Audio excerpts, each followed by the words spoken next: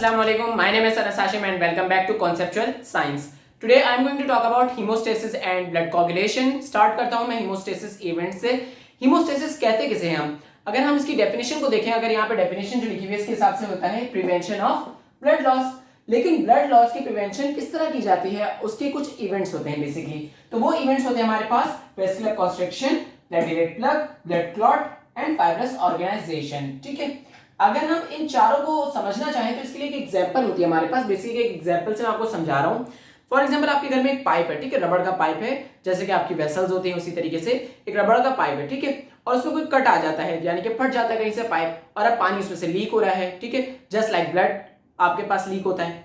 अब आप क्या करेंगे? सबसे पहले आपका काम क्या होगा, इस यहां से पानी जो गुजर रहा है उसकी मिकदार को कम करें, ठीक है, क्वांटिटी को कम करें. तो आप क्या करेंगे, आप दोनों तरफ से पाइप को दबा देंगे, ठीक है, यही करते हैं. इसके बाद आप क्या करेंगे, आप इसके ऊपर ग्लू लगाएंगे. तीसरा काम आप क्या करेंगे, ग्लू को सूखने देंगे. और चौथा काम क्या करेंगे, आप ग्लू के ऊपर टेप लगा देंगे ताकि मजबूत हो जाए. अब इसके अंदर से पानी तो गुजरेगा, लेकिन क्या पानी लीक होगा? नहीं होगा. यही काम आपकी वेसल्स में होता है. क्या होता है? सबसे पहले होती है वेस्कुलर कॉन्स्ट्रिक्शन, ठीक है. जिस वेसल में से आपके पास कट लगा होता है, जहां इंजरी हुई होती है, जहां से ब्लड लॉस हो रहा होता है, तो वहां पे आपके पास क्या हो जाता है, वेसल कॉन्स्ट्रिक्ट हो जाती है, दब जाती है, ताकि कम ब्लड गुजरे, ताकि ब्लड का लॉस कम हो. नेक्स्ट होता है प्लेटलेट प्लग. अब प्लेटलेट्स क्या होते हैं, जिसपे अभी अब मैं थोड़ा सा समझा दूंगा. प्लेटलेट्स बेसिकली कहते हैं smaller fragments of mega karyocytes को. छोटे छोटे फ्रेगमेंट्स होते हैं सेल्स की तरह, वो क्या करते हैं, आके प्लग हो जाते हैं, जमा हो जाते हैं, जिस तरह मैंने ग्लू जमा की थी, ठीक है, ग्लू की तरह वो आके जमा हो जाएंगे और प्लेटलेट्स को बुलाते रहेंगे और वहां पे जमा हो जाएंगे. तीसरा काम क्या होगा, ब्लड क्लॉट बनेगा. जब प्लेटलेट आके जमा होते हैं तो ये अपने साथ कुछ क्लॉटिंग फैक्टर्स को भी बुलाते हैं, और वहां पे वो क्लॉटिंग फैक्टर्स क्या शुरू कर देते हैं, क्लॉटिंग शुरू कर देते हैं, जमना शुरू कर देते हैं, ठीक है. और चौथा काम क्या होगा, फाइब्रस ऑर्गेनाइजेशन, यानी जब क्लॉट पूरी मुकम्मल तरीके से बन जाएगा तो उसकी वजह से फाइबर्स की मैशवर्क बनना शुरू हो जाएगा, ऑर्गेनाइजेशन बनना शुरू हो जाएगी, और वो क्या करेगी, इसके ऊपर इसको रिपेयर कर देगी ताकि परमानेंट आपके पास ये रिपेयर हो जाए और इसमें से मजीद कोई ब्लड लॉस ना हो. अब बात करते हैं प्लेटलेट्स. प्लेटलेट्स क्या होते हैं? प्लेटलेट्स कहते हैं स्मॉलर फ्रेगमेंट्स ऑफ मेगाकैरियोसाइट, जैसे कि मैंने बताया. लेकिन मेगाकैरियोसाइट अगर आपको याद हो तो हमने पढ़ा था बोन मैरो में, हमारे पास जो बोन मैरो थी उसके अंदर से हमारे पास एक हेमाटोपोएटिक सेल आया था, ठीक है. और वो हेमाटोपोएटिक सेल जो था वो दो में डिवाइड हुआ था, जिसमें आपके पास एक स्टेम सेल, दो स्टेम सेल्स थे, ठीक है. एक आपके पास कॉलोनी फॉर्मिंग यूनिट जो था स्प्लीन था, और दूसरा आपके पास ल्यूकोसाइट्स बना रहा था, ठीक है, यानी कि आपके पास व्हाइट ब्लड सेल्स वगैरह बना रहा था. इसमें से एक जो निकल के बना रहा था इराइथ्रोसाइट्स, याद होगा अगर आपको, इराइथ्रोसाइट जो कि रेड सेल्स बना रहे थे. साथ ही साथ उसमें से निकल के आ रहा था मेगाकैरियोसाइट का भी, ठीक है. वो मेगाकैरियोसाइट एक बड़ा सेल होता है जो कि फर्दर डिवाइड हो जाता है फ्रैगमेंट्स में. जब उसके छोटे छोटे फ्रैगमेंट्स बनना शुरू हो जाते हैं, वो फ्रैगमेंट्स कहलाते हैं प्लेटलेट्स. अब प्लेटलेट्स की नॉर्मल क्वांटिटी कितनी होती है ब्लड में, तो वो देखें हम 150 टू 300,000 पर माइक्रोलीटर ये मौजूद होते हैं. सही है. साथ में कंटेन क्या करता है? अब देखिए, कोई भी चीज होती है, अगर प्लेटलेट की अगर मैं यहाँ बात करूं, प्लेटलेट का मेन काम यहाँ पे क्या है, प्लेटलेट प्लग और ब्लड कोगुलेशन, या क्लॉटिंग करना. तो इसके अंदर जो चीजें मौजूद होंगी वो वही चीजें होंगी जो कि ब्लड क्लॉटिंग को हेल्प करेंगी. सही है. क्या क्या हो सकता है? सबसे पहली चीज तो इसके अंदर न्यूक्लियस नहीं होता, जिस तरह रेड ब्लड सेल्स में न्यूक्लियस नहीं होता, तो ये खुद से डिवाइड नहीं हो सकते. दूसरी बात, एक्टिन और मायोसिन प्रेजेंट होता है. अब एक्टिन और मायोसिन आपने इससे पहले कहां पढ़ा है? आपने पढ़े थे मसल सेल्स के अंदर एक्टिन और मायोसिन, ठीक है. मसल सेल्स में एक्टिन और मायोसिन क्या करते हैं, आपके पास वो कॉन्ट्रैक्टाइल प्रोसेस करते हैं, ठीक है, कॉन्ट्रैक्टाइल यानी कॉन्ट्रैक्ट होने वाले प्रोसेस करते हैं. तो प्लेटलेट्स क्या होते हैं, जब आपके पास ब्लड वेसल में प्लग हो जाते हैं तो कॉन्ट्रैक्टाइल वाला काम करते हैं, आपस में कॉन्ट्रैक्ट होके बैठ जाते हैं, प्लग बना लेते हैं. तीसरी चीज इसमें मौजूद होता है एडीपी और एटीपी, और अगर ये दो मौजूद हो तो साथ में इसके पास क्या मौजूद होगा, माइटोकॉन्ड्रिया भी मौजूद होगा, ठीक है. तो माइटोकॉन्ड्रिया भी इसके अंदर मौजूद होता है, और ये क्या करते हैं, बेसिकली एनर्जी प्रोवाइड करते हैं इनको. नेक्स्ट आपके पास इसमें मौजूद है फाइब्रिन स्टेबलाइजिंग फैक्टर.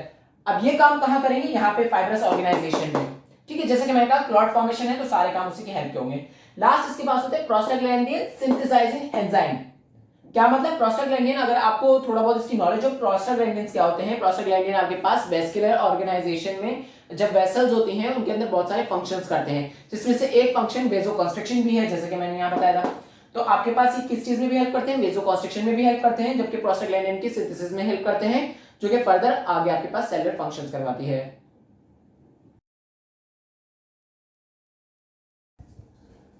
तो अब बात करते हैं हम आपके पास,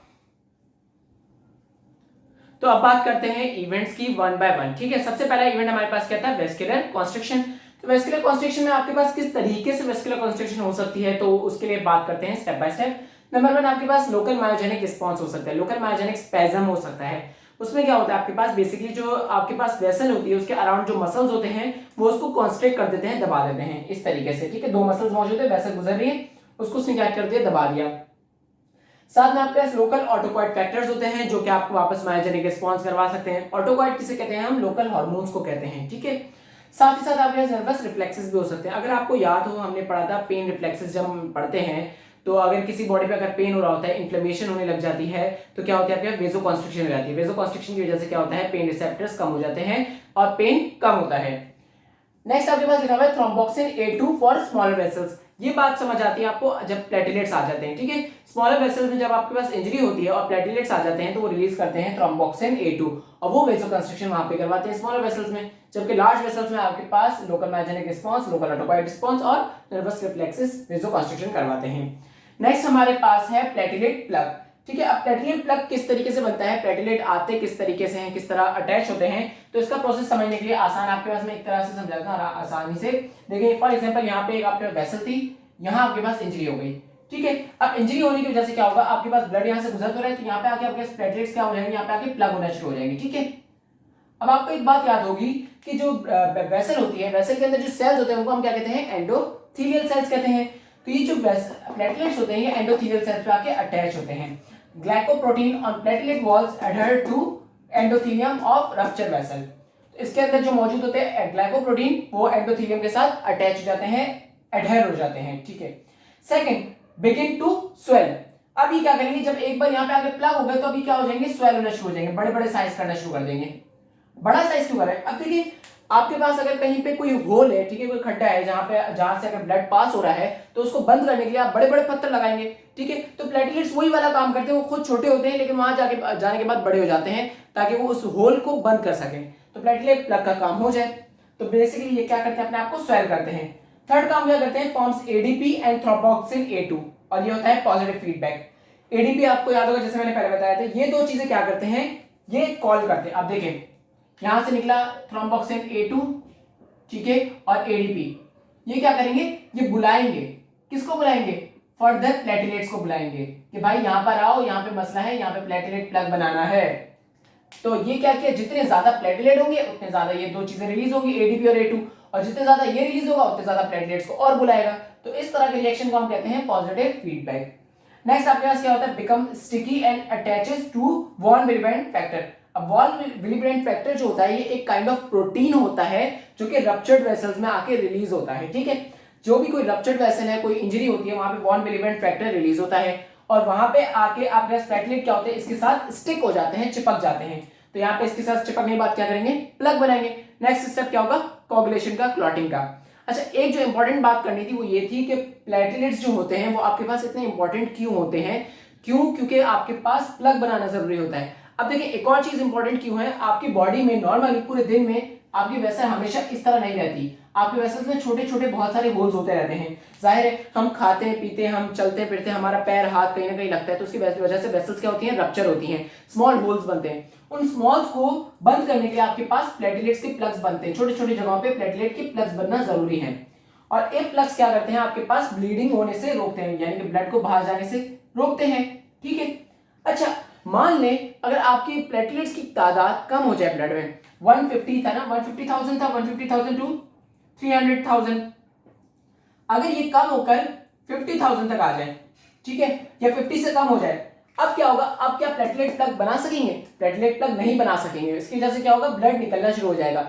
इस कंडीशन को हम कहते हैं थ्रोम्बोसाइटोपिनिया। और इसकी वजह से जो ब्लड लॉस होता है उसकी वजह से जो आपके पास पर्पलिश स्पॉट्स बनना शुरू हो जाते हैं उसको हम कहते हैं थ्रोम्बोसाइटोपिनिया पर्परा, ठीक है।